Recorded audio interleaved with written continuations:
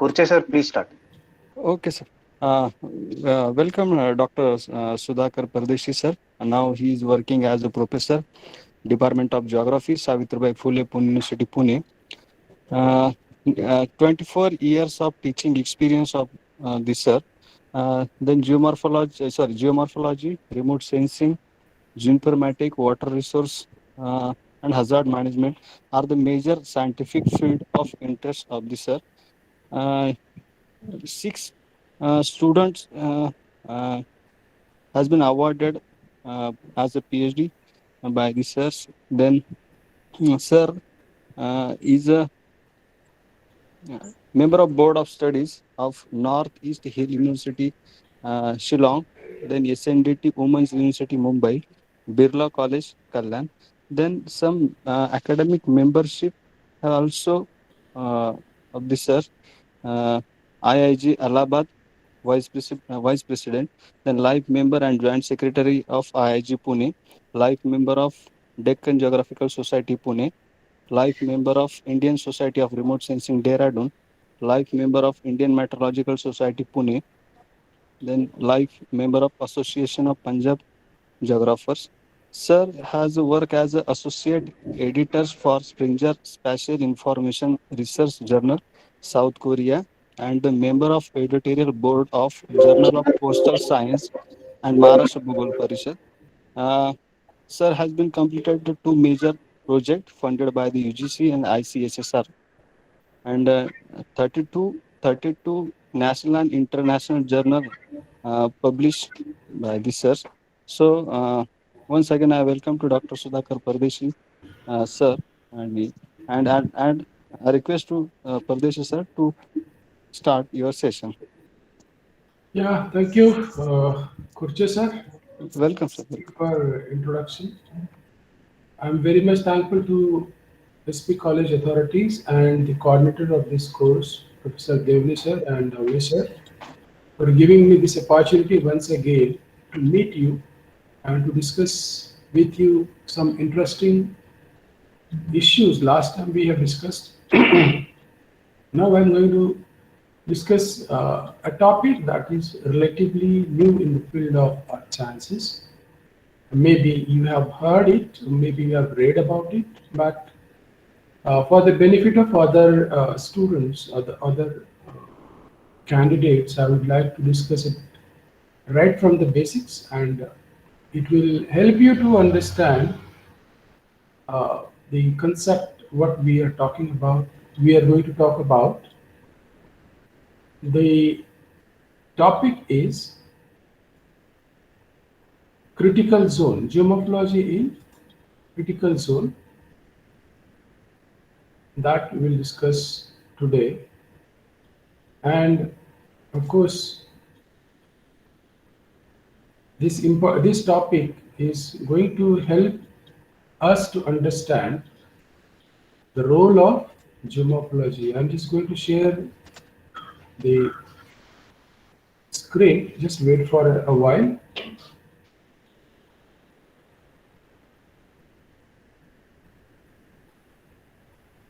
There is some issue with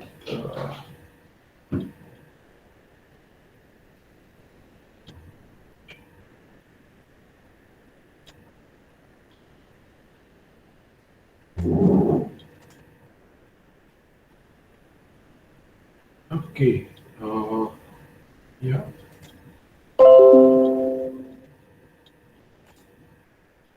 Are you able to see it in full screen mode? Yes, sir. Not yet, sir. We are seeing it, but not in the full screen. Yeah. Is it visible in full screen? We are Is it full screen now? sir, only. Okay, okay, just wait. I'll reshare it. Okay.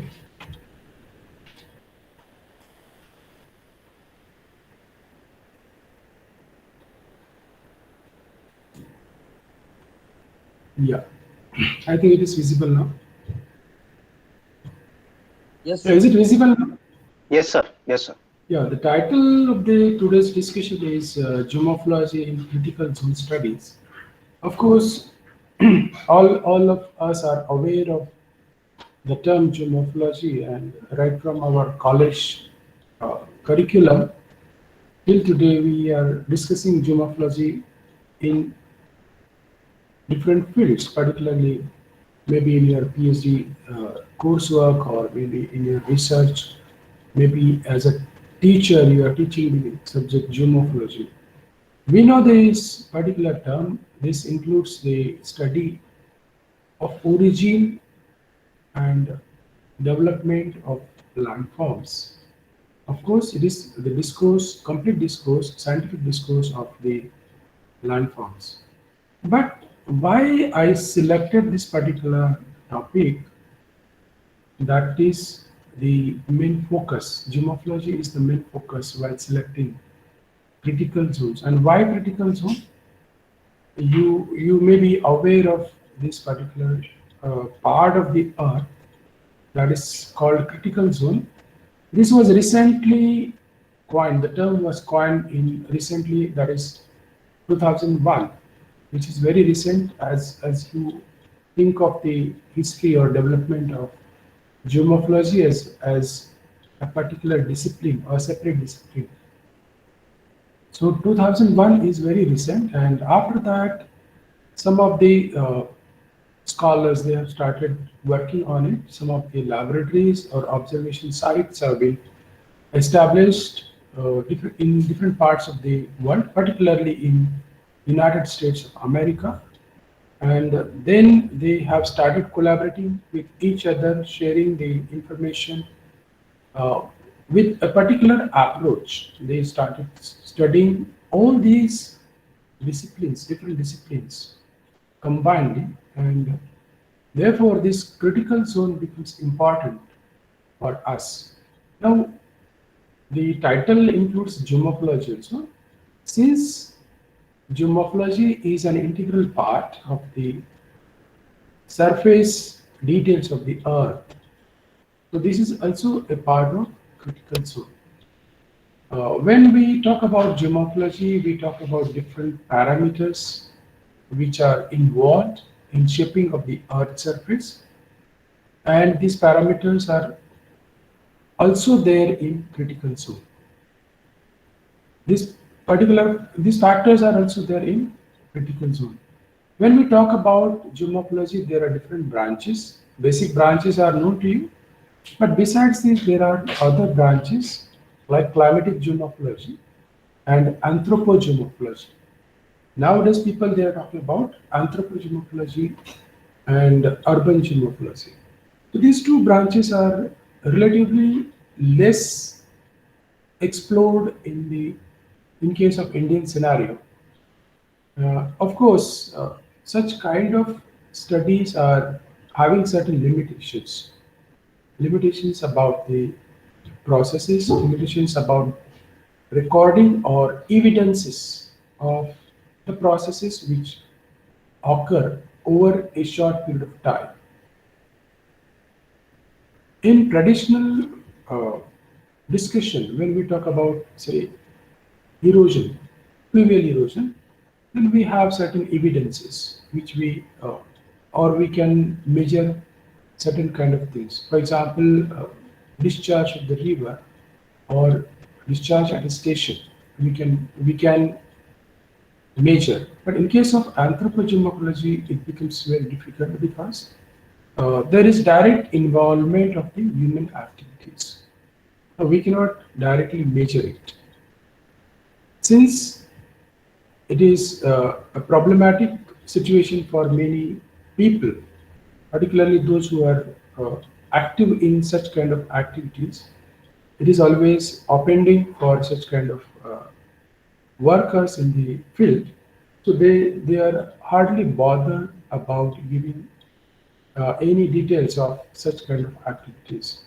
I would like to mention here, if we talk about when we started research on the stone quarries around Pune, then it was very difficult for me to collect the data, and uh, maybe it was because of the uh, people, those who were involved in the activities of quarrying, they were reluctant to share the information.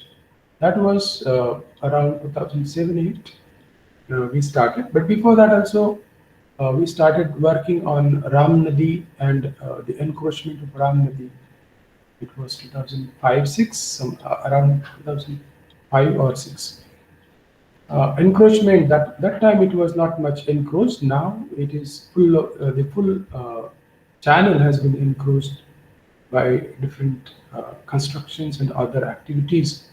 So that was the period when people, they were uh, they were actually reluctant, and they were not sharing the information. Even today, same thing is there. If you go for collection of data in case of mining or quarrying or even sand dredging sites, it is very difficult to interact with the people. They will not allow you. First of all, they will not allow you to enter the site. If they allow you, then they will not share the information. So such kind of things are there which are making anthropogeomorphology relatively difficult to study. But in critical zone studies, anthropogeomorphology or anthropogenic activities are very important, and that's how the role of human being that comes in the study of critical zones. So besides climatic geomorphology, one important branch that I told you, that is anthropogeomorphology, or we can also add urban geomorphology. These are the branches which are directly uh, observed or directly added in critical zone studies. So it is not only geomorphology, but the branches which are more important here in critical zone studies. So before I proceed, I would like to discuss what is critical zone. Anybody of you have read about this? Any participant?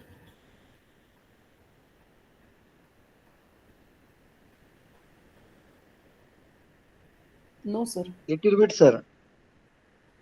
Yeah, very good. Who is there? Little bit. Vijay, sir.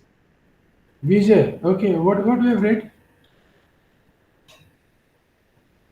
Uh, as I am working with you, sir, during the university. Okay, that time. Okay. At that time, I I was. thought you have worked. You have specifically read about critical zone. Anyways, Yes, sir.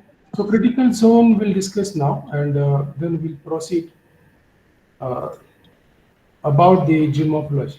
So let's start. What is critical zone? The name critical, it is very commonly used, but the critical zone with respect to earth science or with respect to the earth, that is very important. And why it is called critical, that we'll discuss in the subsequent discussion, subsequent slides. Now let's go with this definition. It was first coined by National Research Council, that was in 2001, which actually covers the thin outer veneer of Earth's surface. So it is very thin. If you look at the scale of the Earth, the entire Earth, size of the Earth, then this particular zone is very thin as compared to the entire Earth. And this thin zone or veneer of the Earth's surface that extends from the top of the vegetation canopy, and it goes down to the subsurface depths of fresh groundwater. So this is the extent, vertical extent of the critical zone from the vegetation cover. Let's say vegetation cover, from vegetation cover to the groundwater, the maximum extent of the groundwater.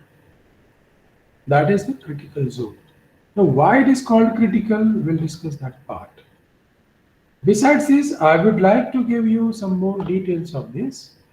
Now, this is one of the developing fields which unites the earth scientists.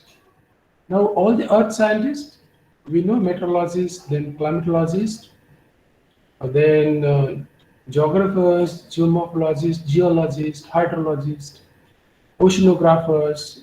There are different branches of the earth sciences. So all these earth scientists, they are united to study this critical zone. Now, what they do, they examine the surface of the earth as a single unified entity. It is the single zone. It is not like there are different branches in earth science like meteorology, then geology, geography. So instead of studying separately, they have unified the entire zone, which is interconnected, and it is also a complex system. This zone is interconnected. How it is interconnected? It is interconnected with the processes which support life on the earth. Now, this life on the earth includes flora, fauna, or what you can say vegetation, animals, and even human beings. So this particular zone is important with respect to human development also, with respect to well-being of human on the earth. Now, why? Again, I will come to this particular point. Why this zone is important? Why this zone is critical? Now, you just imagine whatever I have shown in this, I have tried to make one particular unit simply by using the what is that called? Fill options in the areas and picture. Just to simplify it, it is not very good in case of drawing or representation. But you can see from this particular cartoon, we'll see the sky, then settlement, vegetation, water body, and of course groundwater in the form of aquifer, then the soil cover and the rocks below. Okay, so this particular zone includes all these things. The sky, it is not complete one, but very close to the earth surface.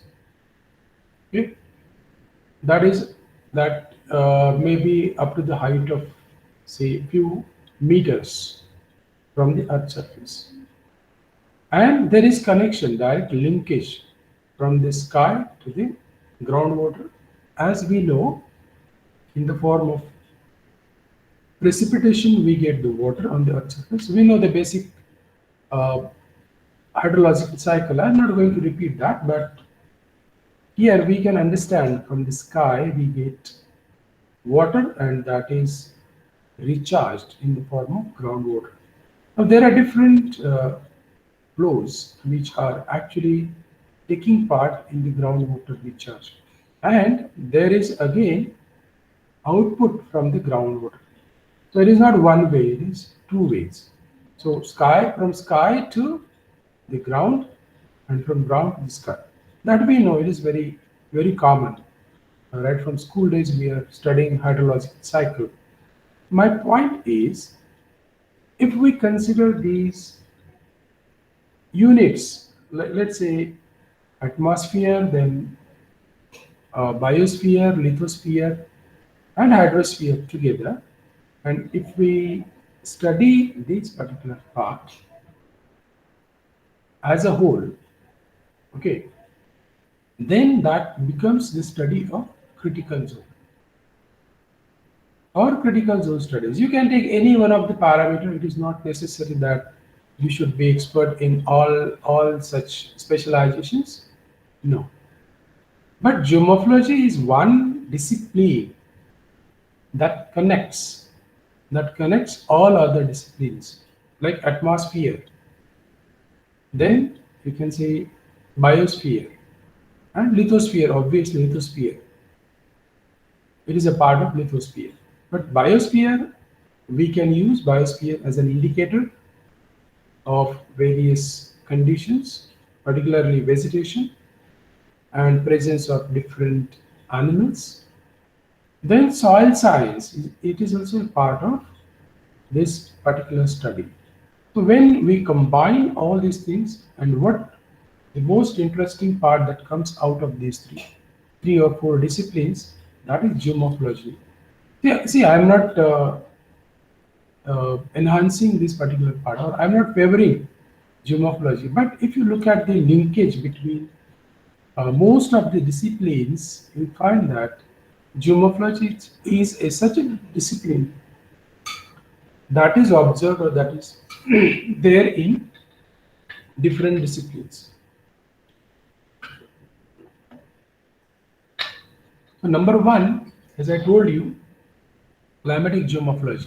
There is direct linkage between climatic conditions and geomorphology that we'll see in the next discussion. Then vegetation. So geomorphology determines the type of vegetation. For example, if you go in Himalaya, you'll get the uh, vegetation which is totally different. High altitude vegetation, like coniferous kind of vegetation.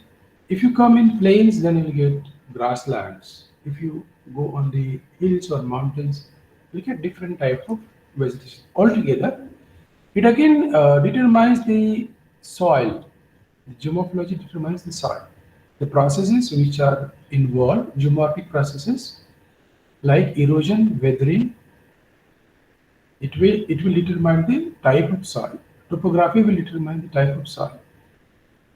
Okay, so such kind of control is there. So it is actually governing, besides the climatic conditions, geomorphology is governing the vegetation type, then the water bodies present on the earth's surface, other than oceans. I'm talking about the major water bodies on the earth's surface, land part. Geomorphology will not control the oceans. Okay, but on the land part, geomorphology is definitely controlling the formation of the water bodies like lakes. Then geomorphic processes control the formation of soil cover, or deposition of material, and it provides, or it helps in the distribution of nutrients. Soil nutrients I'm talking about.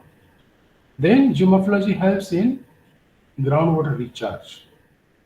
So depending on the slope, type of rock, there will be groundwater recharge, whether it will be recharged fast or slow. So in this way, there is connection of geomorphology with different disciplines, and that's why I found it very interesting if I study geomorphology in critical zone, not as a separate branch, but as a part of critical zone. And it is going to change the approach. It will be a holistic approach while studying geomorphology. When I say geomorphology, I'll be specializing in a narrow or very small part of the geomorphology, maybe fluvial geomorphology, coastal geomorphology, or any other discipline, Aeolian geomorphology or glacial geomorphology. So that is separating me. That is taking out me from the holistic approach. I'm not looking at the entire part of the earth as a whole, as a system, and I'm separating out with my specialization or the field. So critical zone study actually develops your uh, scientific approach or study approach towards a holistic approach. It is something that you should study the entire part with respect to one particular discipline. For example, if I'm working on the fluvial geomorphology, then I should look at the critical zone and how the critical zone is affecting that particular part of the area. Obviously, there is lots of variety or difference in the critical zone as we move from one part of the earth to other part. It is like other disciplines like geomorphology of different regions. So critical zone will also change with respect to characteristics of the landscape or climatic conditions or vegetation. Whatever the complex system is there, accordingly, the critical zone will be different. But overall, if we talk about the critical zone, it is the entire layer or the zone which includes the air. I will not use the word atmosphere. It which includes the air, then vegetation, then human being, animals, soil, and rock. So it is from air to rock. Okay. So this is critical zone. Again, I'll explain it with different uh, details. So critical zone is Earth's outer skin. Again, it is mentioned that a zone where rock meets life. Of course, this is slightly fancy kind of a description where rock meets life. A permeable layer from the tops of the trees or vegetation, we can say, to the bottom of the groundwater. Now, this the cross section or the section has been taken out to understand in this diagram. This is very common if you type critical zone in Google Earth. This is a very common diagram that is available on internet. So this is just to explain how the critical zone is. What is the extent of critical zone? So the from the air, or you can say atmosphere, part of atmosphere, lowermost atmosphere, then organisms, that includes vegetation and animals. It also includes microbial, or you can say biota in general. Okay, microbes on the earth surface, in the soil, in the water, everywhere. So it is a permeable layer from the tops of the trees to the bottom of the groundwater. This is one explanation. And one more explanation is an environment where rock, soil, water, air, and living organisms interact and shape the earth's surface. Now, when we say interaction of organisms with the soil, water, air, it is very obvious. We know very little about the biogeomorphology, or we know very little about the role of the plants and animals in shaping of the earth's surface. I will tell you a very simple example. Maybe all of you are aware with the very small feature that is called ant hill. Ant hill. Okay. Uh, for those who are not aware about this term, Marathi thala Varuda. Ant hill. What is the role of what is that? It is simply the action that is taken by very small organism ant combined it to create ant hill. Now, generally, when we talk about this kind of features, we never think about the role of uh, biological agents. There is again one more important uh, microbial organism, that is coral. Okay, corals are there, and the corals have developed the Great Barrier Reef of Australia, northwest of northeast of Australia. So this Great Barrier Reef is an example of the role of organisms in the development of different features. So coral islands, coral reefs are the examples of such biogeomorphology. This is one. Then there are different animals which are directly or indirectly uh, promoting different geomorphic processes.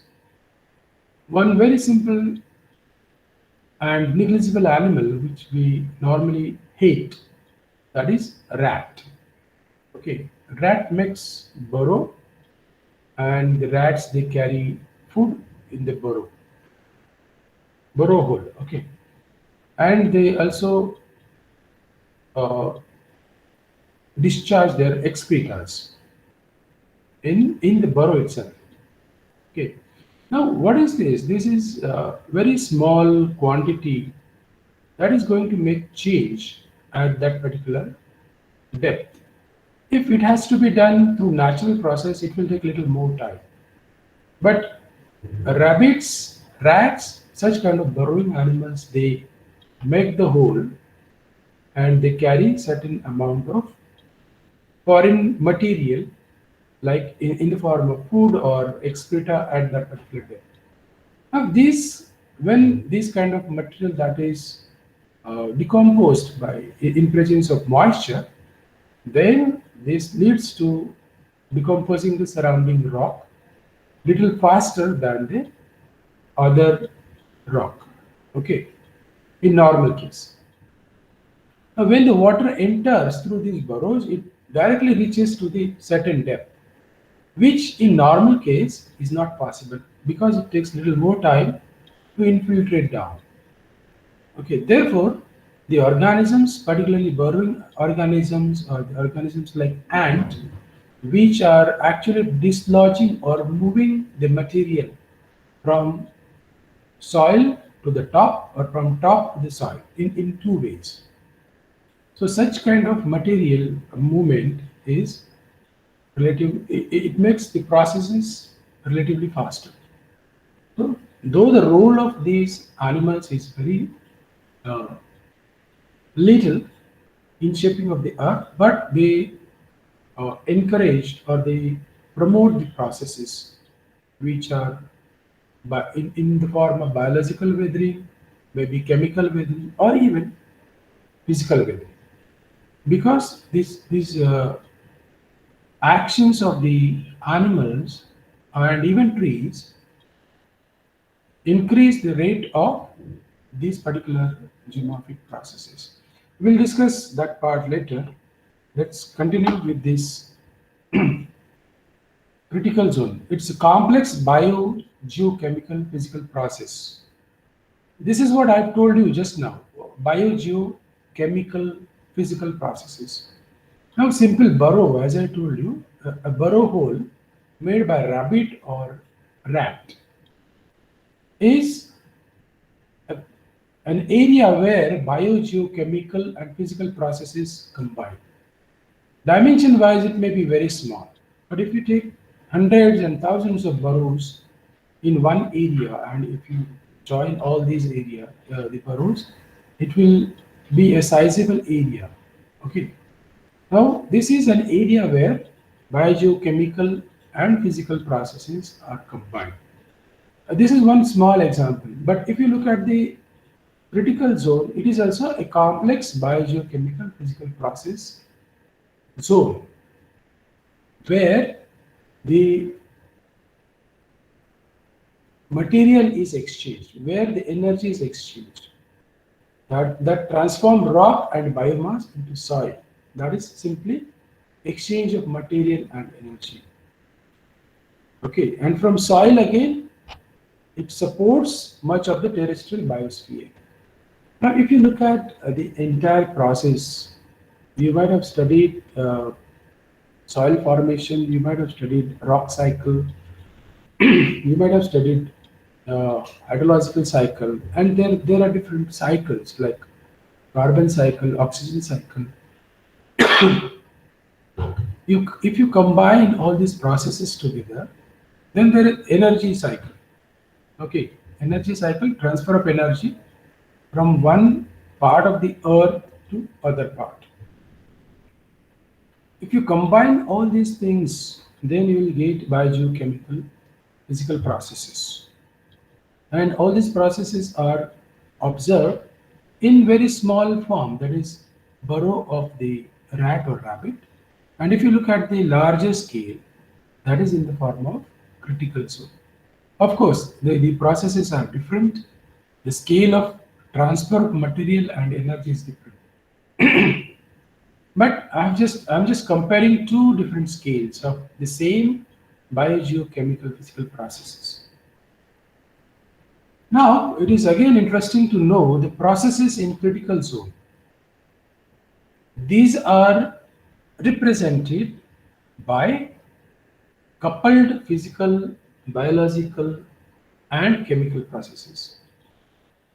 So, coupling of the processes is one important aspect, like physico-biological, physico-chemical, or biochemical. So, this is simply coupling of the processes. So, to study the scientific expertise from different disciplines are required, because one person cannot do, or one scientist cannot do all kind of research work, particularly if the field is totally different. For example, geomorphology person or geography person cannot do any chemical analysis on his own or her own. Some support or assistance or maybe collaboration is required. So critical zone study is the study that requires the expertise from different disciplines. So for example, here geology, soil science, biology, ecology, geochemistry, hydrology, geomorphology, atmospheric science, these subjects are mentioned. We can keep on adding few more names of the or titles of the subjects in this particular study. And same thing again, the zone that sustains most above ground terrestrial life, including human being.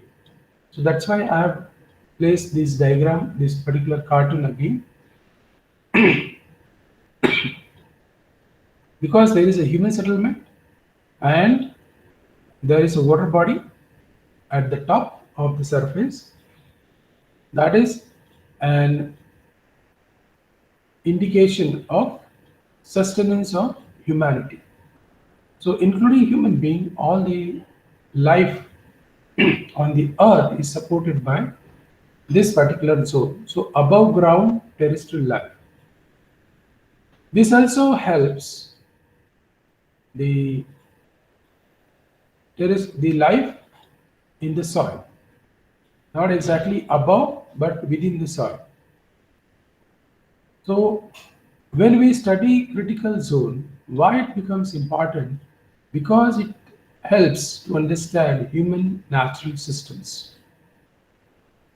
And still we are far away from such kind of uh, outputs, like when we will be able to predict different processes on the basis of the study of on the basis of previous studies, like when we say rate of erosion for a particular area is this much, then in subsequent years, if the processes continue, in subsequent years, how much of the soil will be lost. This we can predict. Okay, so that is how we should be able to understand, to predict or forecast the environment of the future. So this we should be able to understand in future what will happen. For example, I would like to tell you one more thing. When we started studying glaciers and their movement, number one, and number two, the melting of the glaciers. So the rate of movement and rate of melting, if you would like to match today what happened in the past and what is happening today and what will be the future.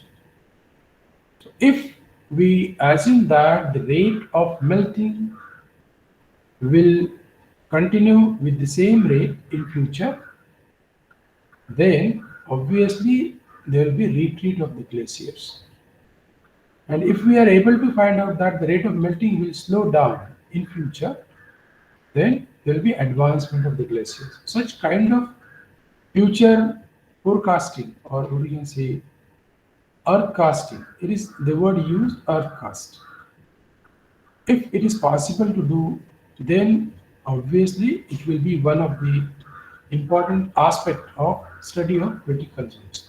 And that's why it is important to understand critical zone, and one should get the output after the studies to get more knowledge that we require to slow down or reverse the environmental degradation. Now, why this is so? I have given the example of glacial studies. Now, when we say melting of the glaciers or retreat of the glaciers, I'm focusing on the valley glaciers. Okay, valley glaciers are mountain glaciers. I'm not talking about the continental glacial sheets like Antarctica or Greenland, Arctic. No, I'm talking about a small area like valley glaciers or mountain glaciers which are melting very fast and which are also responding very quickly to slight or very little changes in the local climatic conditions. Now, we start, when we do uh, a study of retreat of glaciers, we have to assume that this was the condition in past. But for that assumption, we should have evidences. Now, if you collect the evidences from the field and then you relate, that will be more authentic. Now, based on this authentic data, what was the condition in the past? What is the condition today? We will be able to say that the retreat of glacier will continue in future. And if there is, say, slowing down process, then how will it be? Now, what could be the other factors which will slow down the melting or retreating of the glaciers? If we could study that, that will help in understanding environmental degradation and reversal of the environmental degradation. This is how critical zone. If I have to study critical zone of Himalayan region, then the setup will be totally different. If it is the critical zone or critical zone study of the coastal area, then the setup will be different. But the overall approach will be same. That means you have to look at the problem in holistic view from the air to the groundwater. Okay, so that will be the approach of critical zone. Yes, so this is again same thing what we have discussed. If you look at the diagram, this is also available on internet. If you look at the diagram, same thing you'll find here. But here some of the geomorphic processes are involved. Like soil transport, it is simply erosion, transportation and deposition. Then erosion of the surface. There is infiltration of water. Water flow paths are given. Infiltration and discharge of the water. Similarly, you have biomixing. Biomixing is known to you. It is bioturbation. Animals, as I told you, small organisms like ant, they do the bioturbation. Okay. Then regolith production. It is simply because of the weathering and different processes which are involved, regolith is formed. So that is regolith production. That is important when we talk about the different rocks and penetration of weathering up to certain depth. So penetration of weathering is again important because it directly gives you the zone of regolith. What is the thickness of regolith? That depends on the penetration of weathering. But there are other processes that we will not discuss here. The penetration of weathering, or there is a different term in geomorphology that is called weathering front. So many of you have studied this. Weathering front, and below that you have fresh rock. Like in this diagram, it is given fractured and weathered rock. It is actually partially weathered rock, then comes fractured, and at the end, that is fresh rock. So this is the zone from fresh rock to the top material, including vegetation. So penetration of weathering front, that is important in this study because that will give you thickness of regolith, and thickness of regolith will help you in different ways. That is in terms of uh, penetration of groundwater, then movement of groundwater, and obviously uh, mixing of the nutrients in the soil and availability of the nutrients for the plants.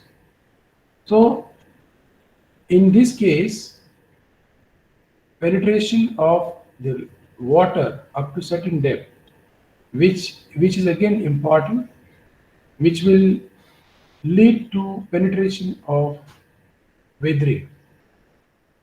Penetration of weathering, more the weathering, more will be the regolith development. These kind of processes are there, and that's why, as I told you, geomorphology becomes important in the critical zone studies. Because of this weathering, we know the process of weathering. Because of the weathering, different things happen. When we talk about the deep weathering, it is mainly chemical weathering. In deep weathering, hardly you'll find any physical deformation of the rock unless and until there are external forces applied on the rocks which are deeply placed. Now, if it is chemical weathering, it is going to alter the rocks chemically, and chemical weathering is possible only when there is moisture present. And the moisture will be available through groundwater only. Now, there is one more important thing that is called water zone. We'll talk about water zone, and maybe you have studied that. You have studied aquifers. You know this. There are different types of aquifers that we'll not discuss here. But for us, water zone is important. We'll talk about that. And why this is important? Because we are talking about the availability of moisture. And when we talk about the availability of moisture, then it is directly the weathering front or penetration or deepening of the weathering process that we are talking. Now, these are interrelated processes, and therefore, critical zone in critical zone studies, these processes become important. Now, geomorphology as a process part, and geomorphology as a landform part. In both the cases, uh, these both the aspects of geomorphology are important in critical zone studies. Yes, this is again interesting part. This slide I have prepared. Of course, this is not my own creation. This I have borrowed from different sources. Now you'll see here, as I told you, the top of the diagram, climate forcing, anthropogenic forcing, and tectonic forcing. These are three factors which are important in critical zone. Critical zone involves biogeochemical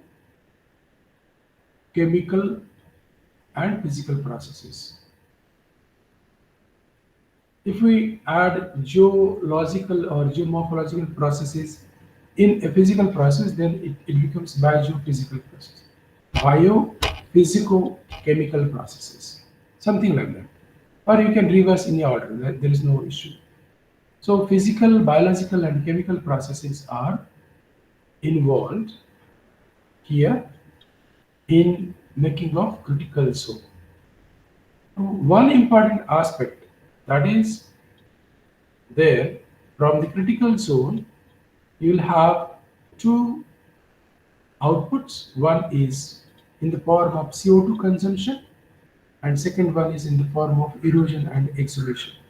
Now, if you look at this right side part, erosion and exhalation, that is completely controlled by geomorphic processes.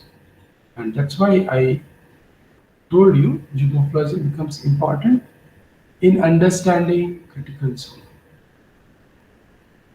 Out of this, we can get atmospheric response, river ocean response, soil sediment response. So if we look at the critical zone, we get these responses. Of course, like river ocean response, or you can see atmospheric response.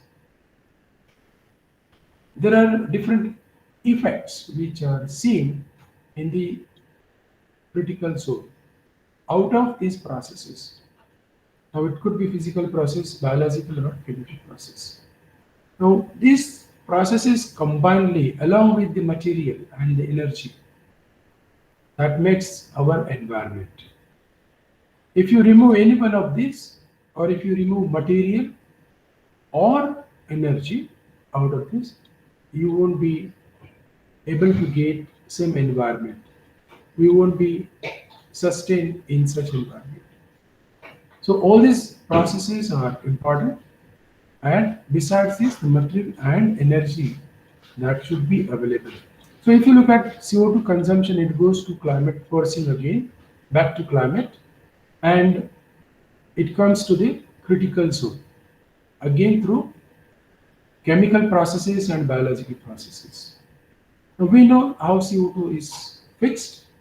Nowadays we are talking about the carbon footprint, carbon pool, carbon sequestration. All these words are there. That is, these words are also related to all these processes which are taking place in critical zone. The process of erosion and exhumation are also taking place in critical zone. So what we are getting finally, we are getting responses in terms of atmospheric conditions, in terms of rivers and oceans, and in terms of material. So material, that is soil and sediment. If the material is not eroded, it is weathered, then you'll find the soil forming process will start on that material. If it is eroded, it will be deposited in terms of sediments. And this is how we get the response. And based on these responses, we can interpret the records. Now, interpreting the record, why it is important? What happened in the past, that we can record, we can analyze, and we can predict the processes or the changes for the future also. This is how these processes become important in critical zone studies. Again, it is very interesting. If you look at this diagram on the left hand side, same thing I'm talking again and again, but in different ways. There is coupling of atmospheric processes with the biological processes. We know it is very common from school days. We are studying this exchange of gases from plants to atmosphere and atmosphere to plant. Fixing of different gases. For example, nitrogen fixing. We know this from school days. We are talking about the nitrogen fixing bacteria, and this nitrogen fixing bacteria help plants to grow. And how it comes? It comes from the soil. So from soil to atmosphere, and again from atmosphere to soil, from soil to biota, and from biota to atmosphere. There are different cycles. As I told you, we can combine all these cycles, maybe different cycles of different gases, then nutrients, energy, then rock cycle, mineral cycle. There are different cycles which we can combine in the study of critical zones. This from soil, again it goes to sediments, aquifers, and lithosphere. So there is exchange of material, there is exchange of energy, there is exchange of nutrients, there is exchange of gases, there is exchange of water. So all these things come together in critical zone studies. So if we are able to find out these things, we will be able to understand the complexity of critical zone. Now, critical zone measures the fluxes occurring today. That is what I told you, fluxes in terms of material, in terms of energy, in terms of water. So these are the geological records which are studied by the geologist in terms of fluxes. Okay, so it measures the fluxes which are occurring today. So whatever the processes are happening today which we study, it also read the geological records, what happened in the past. Then we get the combined output through the time. That means over the period of time, and we can develop a model for the future prediction. As I told you, erosion caused by the river. What happened in the past that we were not aware. We are not aware because we don't have all those data sets present. But geologically, we can find out by using some methods. We can find out the past records of the floods, and we can regenerate. And if this happens, what will happen in future? So we can predict based on the past events. In hazard management also, hazard records are, for example, I would like to tell you, say flood hazard or landslides or any kind of hazard. If you have the database of past events, then you will be able to analyze that what is the maximum scale or intensity at which this particular kind of hazard occurs, flood occurs in this area. Once you get the maximum level and minimum level, then you'll be able to predict the different levels in different conditions. Okay, it could be flood or it could be earthquake. But predicting earthquake, yet it is not confirmed, but many scholars, they are working on it. So by measuring what is happening today and reading what happened in the past or yesterday, we can learn to project what will happen tomorrow. So including role of human being, Okay, so this kind of study is possible through critical zone. So I'll turn to uh, different parts which are related to geomorphology. I know the time is less. Within 15-20 minutes, I would like to cover this part of geomorphology, how geomorphology comes in important role in the study of critical zone. Very first thing is rock decay, or we should use the term weathering. It is at the center of critical zone. Why? I told you. Just now we have discussed, but still we'll discuss some part related to weathering and how different weathering processes or zones are playing role in critical zone that we'll discuss. So when the rock decay or when we say weathering of the rock processes are at the center of the critical zone, because weathering engine that modifies the earth crust. Now we know the process in general when we talk about geomorphology. We use the general process, a general term that's called denudation, denudation of the earth surface. Denudation involves all these processes. It involves weathering, it involves erosion, transportation, etc. Now, when we say weathering modifies the Earth's crust, it is not only weathering, but all other geomorphic processes which are involved in the modification of the Earth's crust. Now, weathering that is taking place on the Earth's surface, it is in relation to atmospheric, hydrologic, and biotic conditions. How atmospheric? conditions. As we know, climatic geomorphology. As we know, intensity of weathering or scale of weathering changes as per the climatic condition. Though the rock types are more or less same, the weathering processes change from one region to other region, depending on the climatic conditions.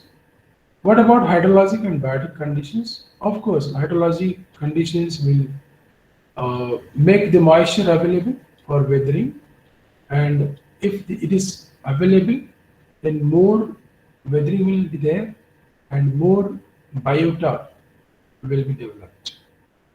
Ultimately, it comes to the weathering, it comes to the process that is degrading or not degrading, disintegrating and decomposing the Earth's crust.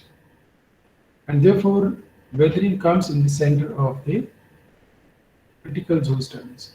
Now, weathering also provides nutrient. So it makes the nutrient available to the plants very easily. Weathering also provides the regolith that is available for the surface processes like erosion. So such kind of important processes are there which are directly related to geomorphology. And therefore weathering research has become important, and it will explain you surface processes, and it will contribute towards the better understanding of the critical zone, particularly surface and near surface, hydrology, ecology, climate regulation, and applications in natural resources. Why application in natural resources?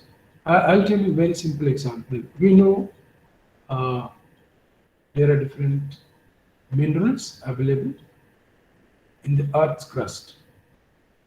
I'll tell you one simple example, that is ferricrete and bauxite. Ferricrete is known to you? Yes or no? Hello? Are you aware of the ferricrete?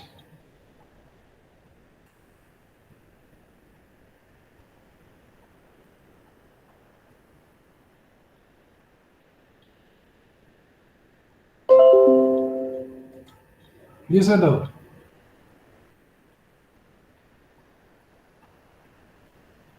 Bauxite? When we say any such concentration of these minerals, that happens because of the weathering process. Now, if weathering process is there, then we can find out such areas where there is concentration of different minerals. Like we have bauxite mining in Konkan and in Satara and Kolhapur district. Okay, that is because of the weathering process that took place in the past, in geological past, and now it is available in the form of crust. When we say Khas Plateau, or if you start from Khas in Satara, or even in Mahabaleshwar, from Mahabaleshwar towards south up to Koyna River, and then further south in Kolhapur district, in Konkan region, particularly Raigad, Ratnagiri, and Sindhudurg, we have bauxite minings, bauxite mines. Okay, so these are the natural resources which are available through the weathering processes. Okay. Again, one important aspect here: weathering is synergistic mechanochemical process. These are seen or observed because of single processes or individual processes, like stress release, that is mechanical, pressure and water, that is pressure is again mechanical, water and acid reaction, that is chemical process. These provide positive feedback to each other. Okay, so this is how weathering is important, and this is the process that leads to various aspects in critical zone.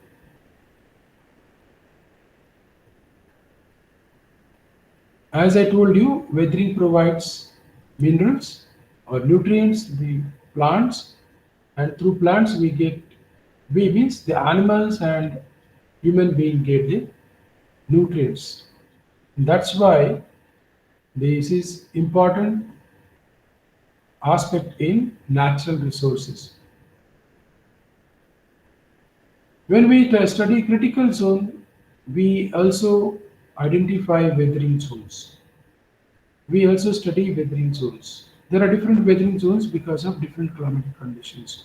And obviously, on the basis of climatic conditions, you will get the different depths of weathering, particularly chemical weathering.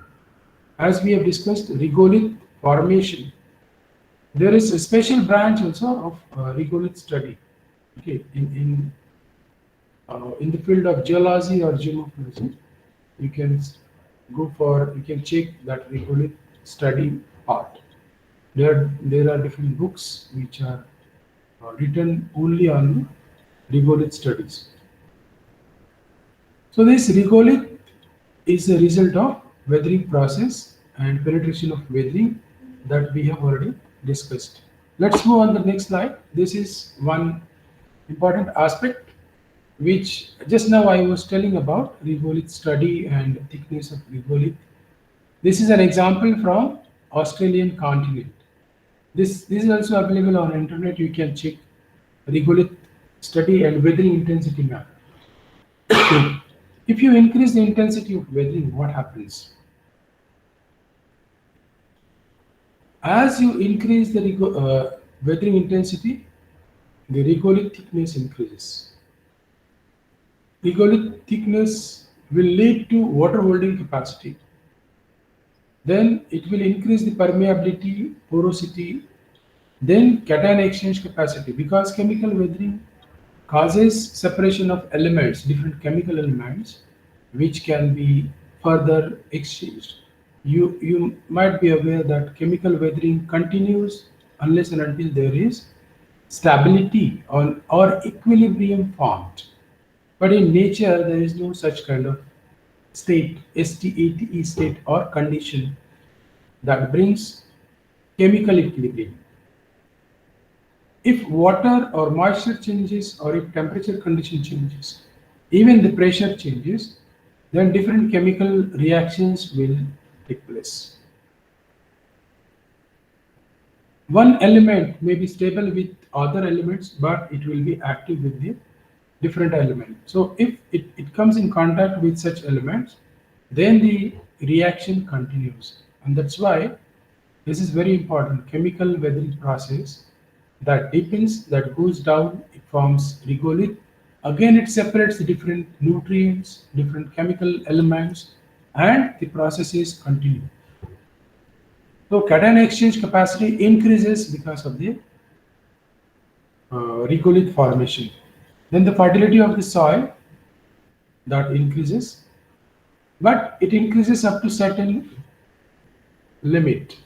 These dark gray areas are showing what happens. Regolith thickness increases, water holding capacity that also increases, permeability later it decreases, porosity increases. Okay, then cation exchange capacity up to certain level it increases and then again it reduces slowly. But fertility increases up to certain level, then it decreases rapidly. And similarly, biological activity. So these are the conditions which are related to regolith formation, and regolith formation is directly related to weathering processes. So this is going to help in understanding critical zones or why there are differences in biota or biological uh, forms. I would use the term form, maybe biome. Why there are different biomes? It is because of such kind of controls. After the climate, it is the weathering process that controls the biological forms or biomes. I'll skip this one.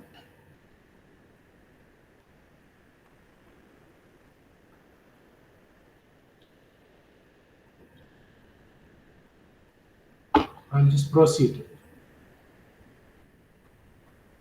Okay, research in critical zone that involves the following shared conceptual framework. We'll discuss these conceptual frameworks in short, and then I would go for conclusion of this talk. The critical zone involves a structure that influences the storage and flux of water, solutes, sediments, gases, biota, and energy. This already I have told you, but we can study critical zone or we can do research of critical zone with this framework of fluxes, a study of fluxes, like study of structure which influences all these kind of fluxes. In short, it is the movement of the material, water, gases, and energy. Okay. Then, by mediating these stores and fluxes, the critical zone provides ecosystem services and is thus critical to people.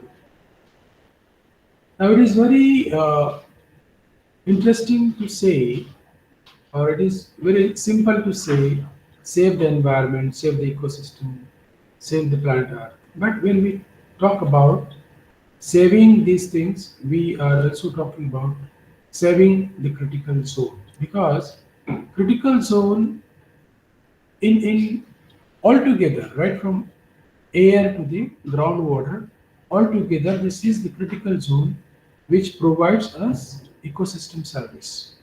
Now there are different ecosystem services, like simply providing oxygen to the animals, providing oxygen to the animals. This is done through vegetation. Vegetation also stores the carbon dioxide. Water body stores carbon dioxide, like ocean water. That stores carbon dioxide. That these are working as a carbon pool. So these are simply ecosystem services, which are directly affecting human life, animal life, and plant life. One simple ecosystem service is what? Purifying the water. Naturally, water is purified by the system. Water is filtered by, say, soil surface or sandy surface, or even through vegetation. And you will get the purified water. So, for example, when we take out the well water, where it is filtered? It is filtered through the rock masses through which it is infiltrated. So such kind of ecosystem services are there, which are important for plant, animals, and finally human beings. Okay, this is very long list. There are different aspects in critical zone studies, and of course, this particular diagram you can see here.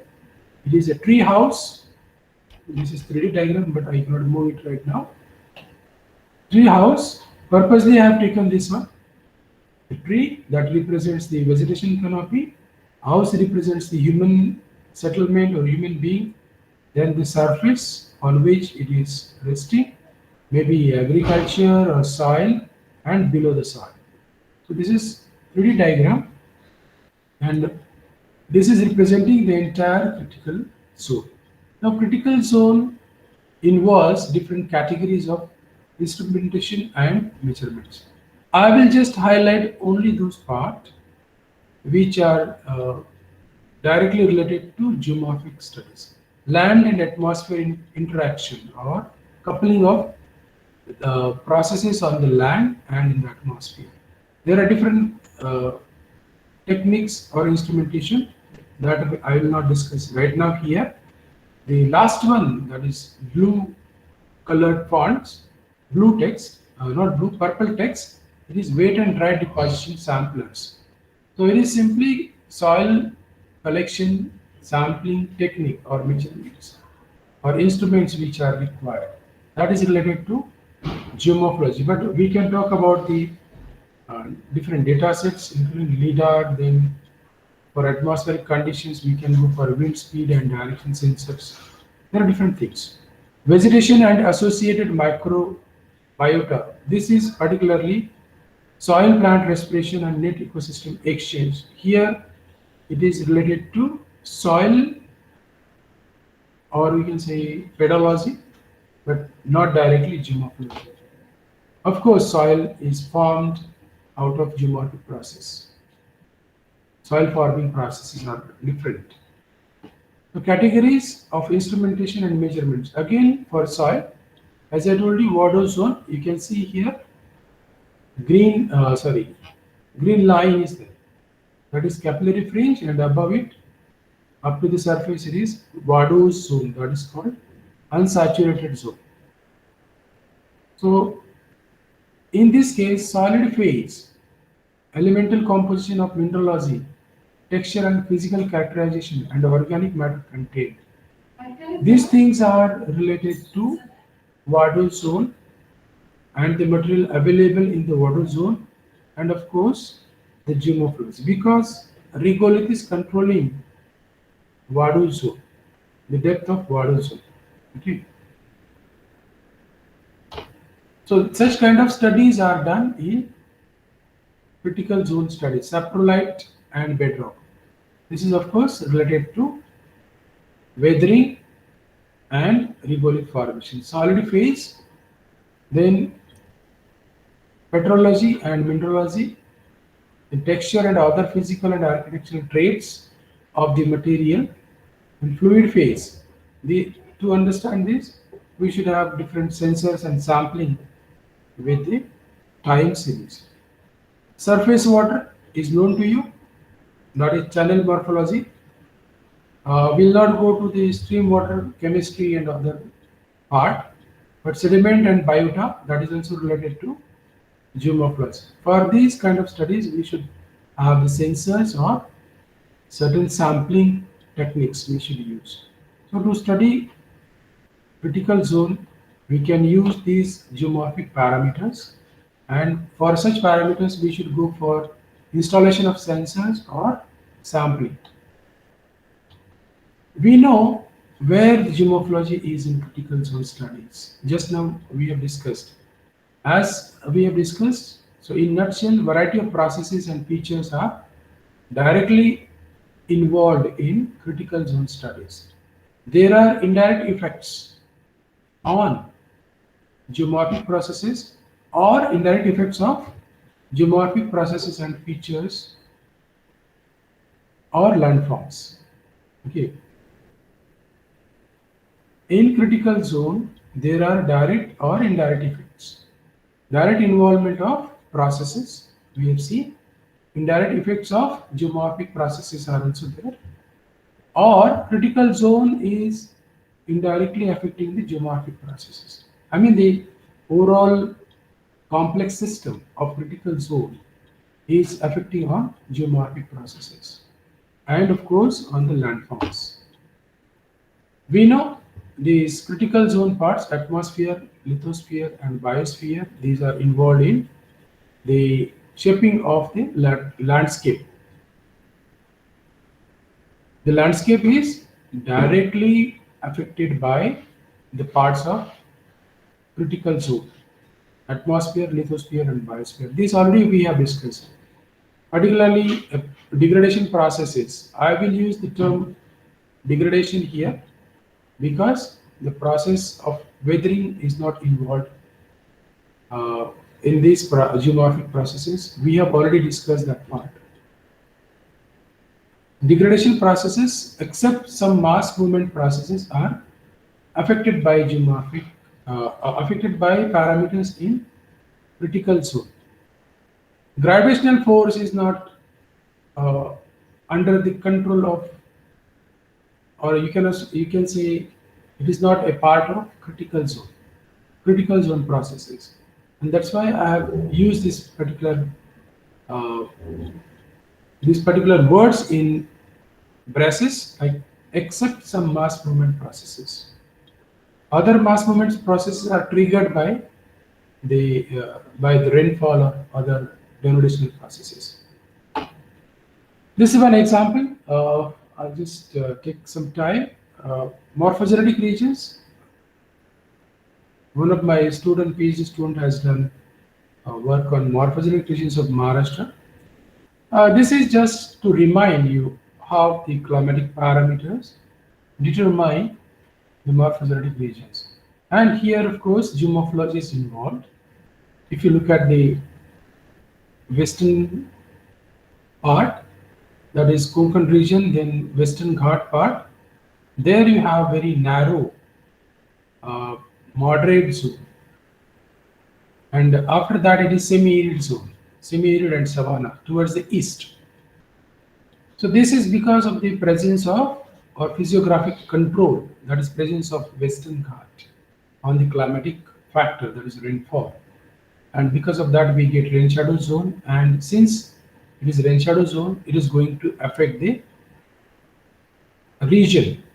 It is going to affect the climatic conditions, like it becomes semi-arid and savanna kind of thing. Beyond that, again, it becomes moderate and selva, which is in reverse order, like from selva in the Konkan region, moderate in the Western Ghat region, and again it becomes moderate and selva in some part of Marathwada and Vidarbha towards the eastern Maharashtra. So this is mainly because of the physiographic control and climatic control. Now these morphogenetic regions are representing different conditions which are climatic, geomorphic, and related to geomorphic processes. Obviously, the weathering intensity or weathering depth in these different morphogenetic regions will also differ, because the physiography and the availability of moisture that is related to climatic condition will control the penetration of weathering process.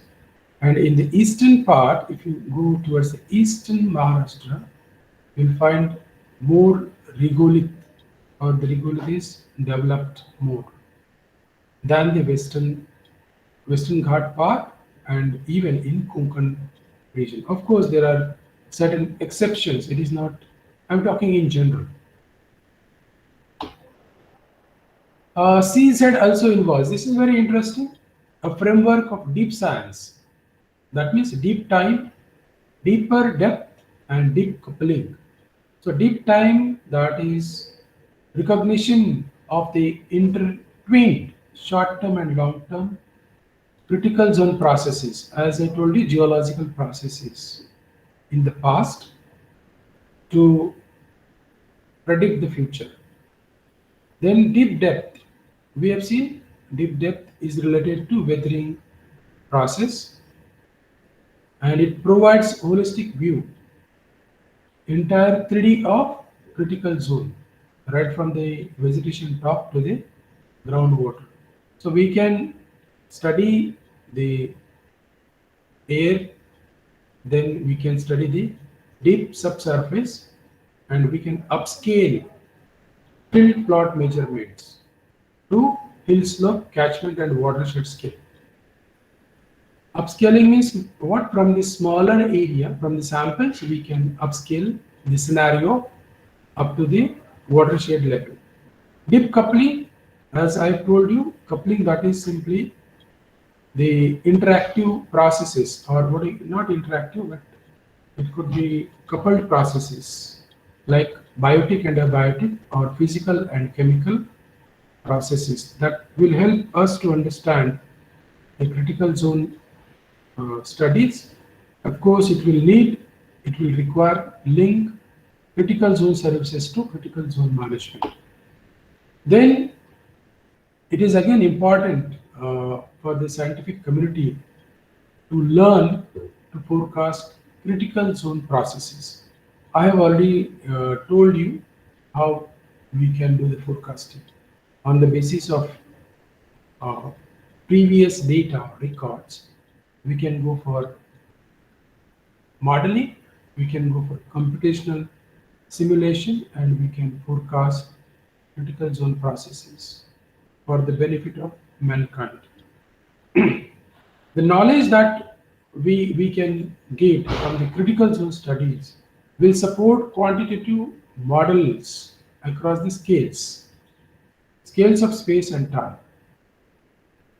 As I told you uh, earlier also, time, of course, from the past, geological past, we can learn, and scale, from very small scale of the plot size to the watershed, we can quantify, we can go for quantitative models based on the knowledge of critical zones and how the critical zone has transformed in the Anthropocene. That is also important. Already we have discussed this. Anthropocene is the era where the man is involved in the transformation of the landscape. The era from when the man started modifying the land surface. That is Anthropocene, which is very recent. So that is also important. And in future, how the season will continue to transform into the future. That we have to estimate, or we have to predict on the basis of all the knowledge we will be collecting or gaining through the critical zone studies. There are different potentials in the critical zone sciences. Number one, to integrate basic knowledge of the Earth surface with sustainable adaptation to the ongoing rapid and intensive land use and climate change. Obviously, there are different fields where now the scientists they are focusing, and these fields are basically related to different threats to human being, threats to ecosystem, and threats to entire environment on the Earth surface. Because of that, the scientists they are thinking in different ways, and this critical zone science will offer such uh, knowledge. Or when we study the critical zone studies, we'll get certain kind of spatial knowledge of the different processes which are involved in in the changes which took place over the Earth surface. That is all from my side. I will stop here, and I hope I was successful in conveying the things which I wanted to tell you or let you know. Thank you, sir. Any questions? Participants, any questions?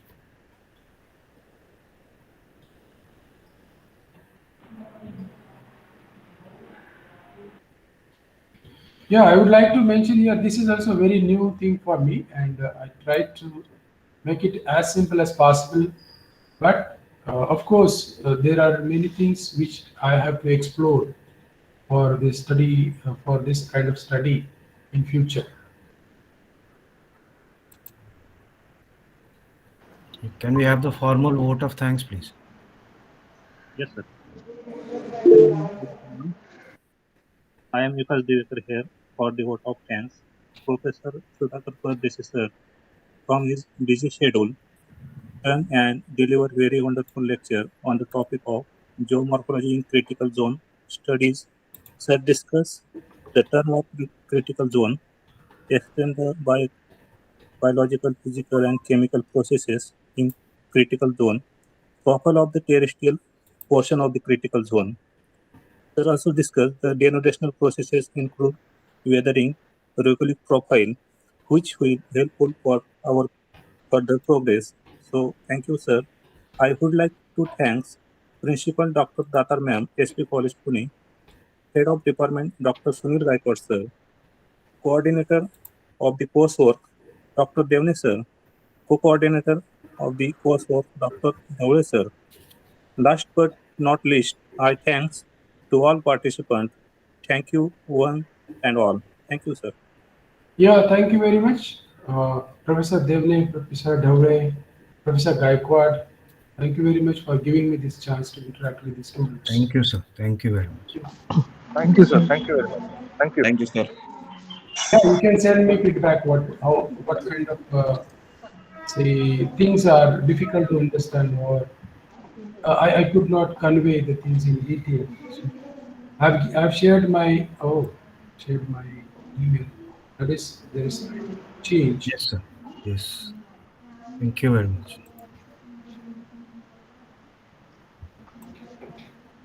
Thank you. Thank you, sir. I'm leaving, sir, now. Yes, sir. Thank you very much, sir. You can, sir. You can.